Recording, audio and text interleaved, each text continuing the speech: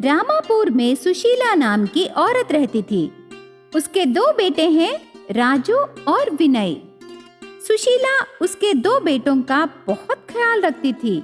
दोनों बेटों की शादियां 2 सुशील लड़कियों से करती है। राजू की शादी शिवानी से और विनय की शादी सीता से करती है। दोनों बहुएं उनके सास का बहुत ख्याल रखते थे। उनका घर बहुत पुराना घर है, उससे वो बहुत परेशान थे।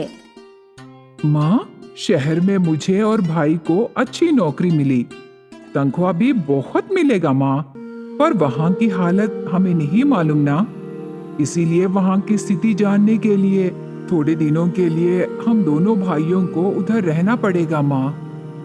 हाँ माँ, अच्छी नौकरी और अच्छी तनख्वाह है।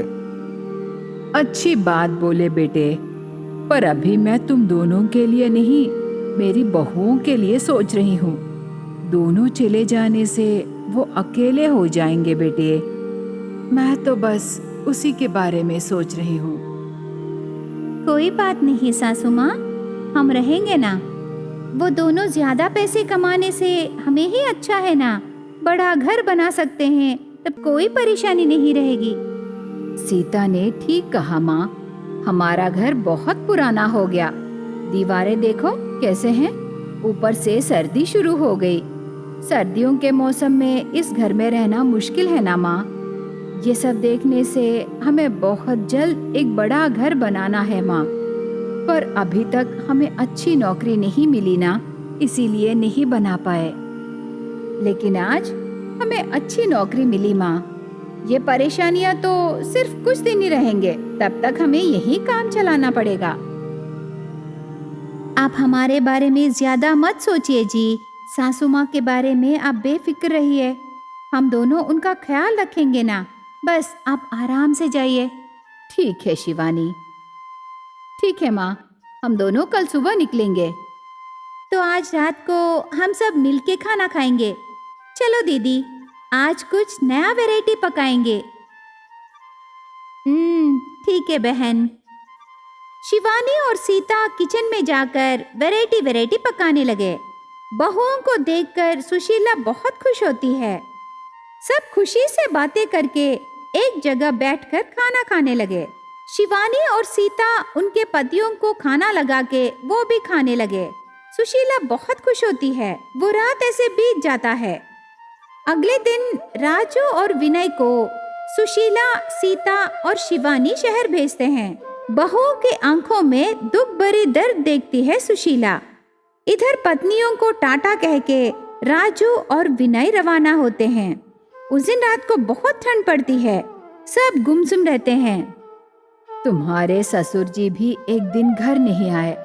मैं उनके लिए राह देखी, बहुत दुखी हो गई बहू।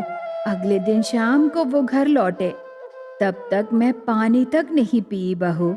मुझे बहुत दुख लगा। और आज तुम दोनों की स्थिति भी ऐसे ही है। मैं तुम दोनों का दुख समझ सकती हूँ बहू। सुनो, तुम दोनों ऐसे गुमसुम मत रहो। तुमने अपने अपने पतियों को वादा किया ना कि तुम मेरा ख्याल रखोगे। मैं भी तुम दोनों का ख्याल रखूंगी बहू। लेकिन तुम दोनों ऐसे उदास होने से कैसे? अरे सासू माँ, हम दुखी नहीं हैं, पर कर भी क्या सकते हैं सासू माँ। उनके बिना मैं आज तक कभी नहीं खाई, और आज वो नहीं है ना। उन्हें मेरे हाथ का खाना बहुत पसंद है सासू माँ। पता नहीं वो वहाँ क्या खा रहे हैं। बहुत अच्छा है। तुम दोनों मेरे बारे में भी जरा सोचो बहू। मैं टाइम पर नहीं खाऊंगी तो मेरी सेहत खराब हो जाएगी। आज तो तुम दोनों कुछ नहीं बनाए और अब ठंड बढ़ रही है। अरे रे सीता, जल्दी से शॉल लाके सासू माँ को दो। ठीक है दीदी, उसके बाद खाना बनाए। इतनी जल्दबाजी मत करो, जरा सोचो बहू। काम हल्लू हल्लू करो। दोनों बहुएं सास को शॉल से ओढ़ते हैं। उसके बाद शिवानी स्टोव ऑन करके रोटियां बनाना शुरू करती है। सीता रोटियों के लिए सब्जी बनाने लगी। उनका घर छोटा रहने पर सब एक ही कमरे में रहकर खाना बनाने लगे। कल तक हम 5 थे, लेकिन आज सिर्फ 3 ही हैं। हमें 7 होना है। वो तो सिर्फ तुम दोनों के हाथों में है। साथ मतलब क्या आपके बेटों को दूसरी शादी करना चाहते हो? हमें बर्बाद करोगे सासू माँ? अरे पगली, साथ मतलब हमारे बच्चों के साथ रहे।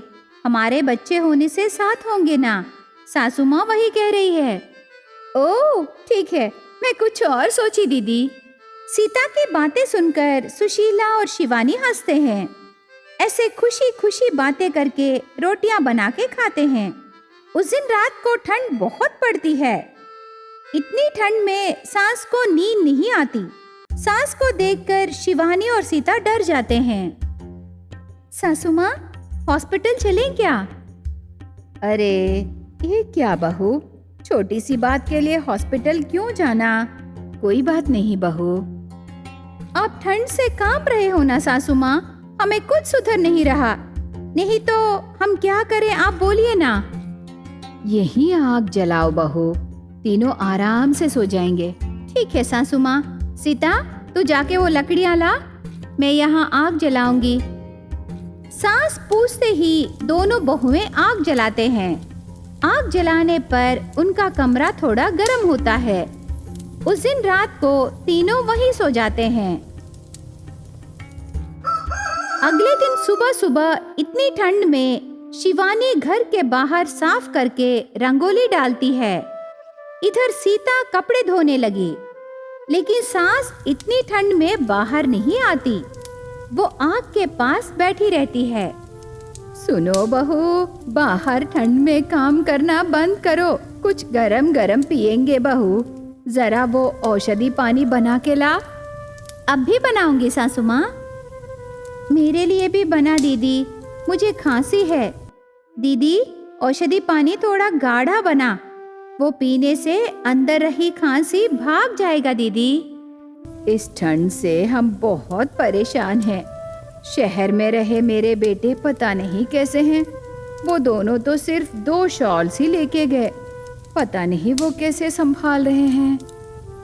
ऐसे सास उदास होते समय शिवानी औषधि पानी बना के लाती है। सास औषधि पानी पीती है। अब थोड़ा ठीक है, औषधि पानी बहुत अच्छा है बहू। हर साल इतनी ठंड क्यों पड़ रही है? सर्दी तो सिर्फ 1 हफ्ता रहने से अच्छा है ना, तब हम आराम से रह सकते हैं। अरे बहू, क्या वो हमारी रिश्तेदार है 1 हफ्ता रह के जाने के लिए? शिवानी बहू, तेरी बहन को तो देखो। ऐसे सास कह के हंसती है। उसके बाद तीनों 1 महीना तक ठंड में परेशान होते हैं। एक दिन राजू और विनय शहर से घर आते हैं। वो आते आते बहुत सारी चीजें लाते हैं। उन्हें देखकर शिवानी और सीता आश्चर्य होते हैं। बेटे, ये सब क्या है? तनख्वाह पूरा इन चीजों पर खर्चा कर दिए क्या? हम तेरे लिए रूम हीटर लाए माँ, सबके लिए स्वेटर्स भी लाए। ये देखो, बड़े बड़े शॉल्स भी लाए। ज्यादा नहीं हुआ माँ।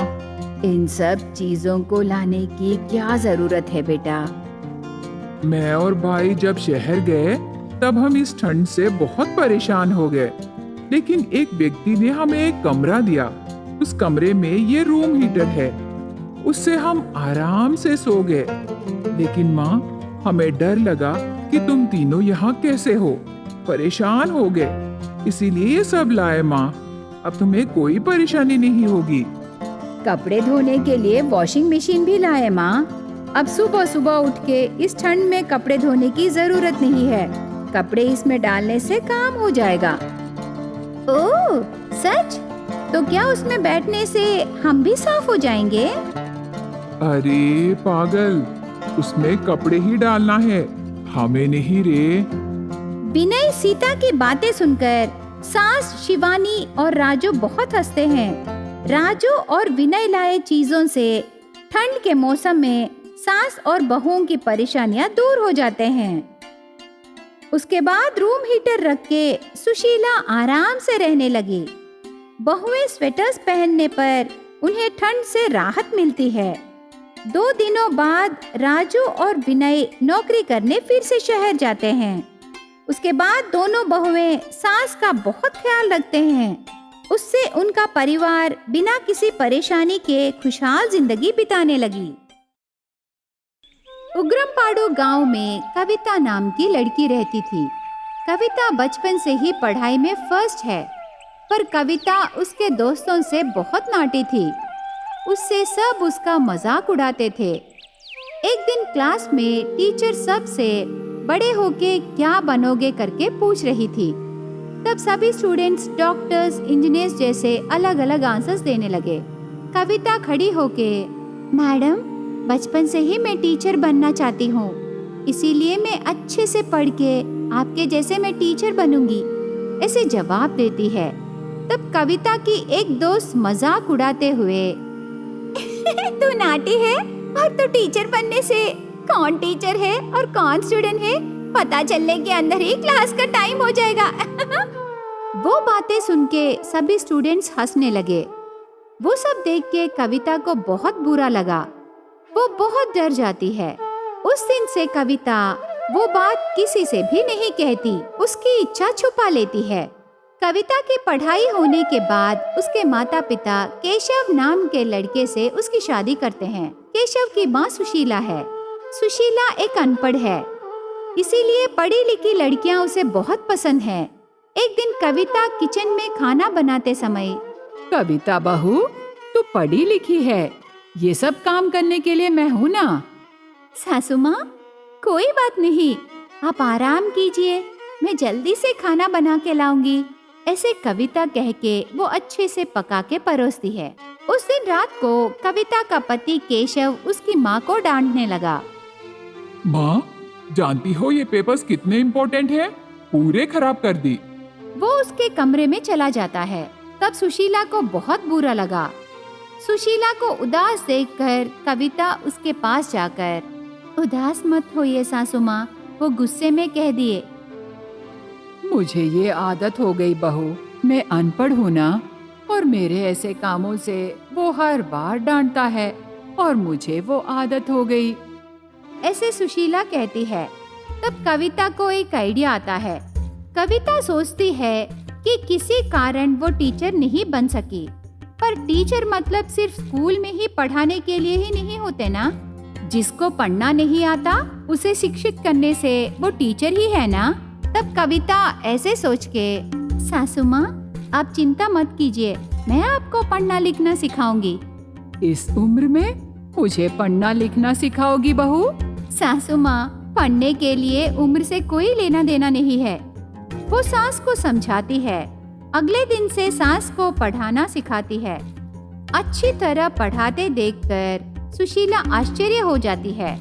थोड़े दिनों में ही सुशीला पढ़ना लिखना सीख लेती है। एक दिन सास ने, कविता बहू, तू बहुत अच्छे से पढ़ा रही है ना, तो तू टीचर बन सकती है ना, ऐसे पूछती है। तब कविता हंस के, सासू माँ, बचपन से ही मैं टीचर बनना चाहती थी, पर मैं नाटी हूँ ना, सब मेरी मजाक उड़ाए, इसीलिए मैं नहीं हुई। कोई कुछ कहने से तेरी इच्छा को क्यों छोड़ देना बहू? सिर्फ लंबे लोग ही टीचर बनना है करके कहीं लिखा है क्या? तू बहुत अच्छे से पढ़ाती हो बहू। तुम जैसे लोग टीचर होने से बच्चे बहुत अच्छे से सीखेंगे, ऐसे कहती है। सासू माँ, पता नहीं वो क्या कहेंगे। मैं उसे समझाऊंगी बहू, कल जाके हमारे गांव के स्कूल में ज्वाइन हो जा, ऐसे कहती है। सास कहने पर कविता अगले दिन स्कूल को जाकर टीचर की तरह ज्वाइन हो जाती है। पहले सब लोग कविता का मजाक उड़ाते हैं, पर सुशीला कविता को सपोर्ट देने पर कविता हिम्मत से क्लासेस लेना शुरू करती है। थोड़े दिनों में ही वो उस स्कूल स्टूडेंट की फेवरेट टीचर बन जाती है। हर एक सब्जेक्ट में फेल हुए स्टूडेंट्स भी कविता के सब्जेक्ट में फर्स्ट मार्क्स में पास होते हैं। उससे कविता को चिढ़ाने वाले लोग कविता का सम्मान करने लगे। उस साल उसे बेस्ट टीचर का अवार्ड भी मिलता है। कविता जहाँ भी जाती थी वहाँ उसकी सास के वजह से ही वो अभी इस पोजीशन में है करके बहुत सम्मान से कहती है।